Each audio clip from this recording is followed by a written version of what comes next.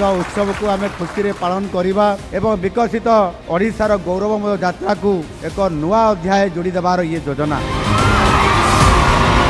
से पोड़ पिठा ओडिया घरर पिठा परंपरा व्यंजन को आहुरी उज्जीवित करने ये मंचर आह्वान दे आपण समस्त को ये रज महोत्सव अभिनंदन।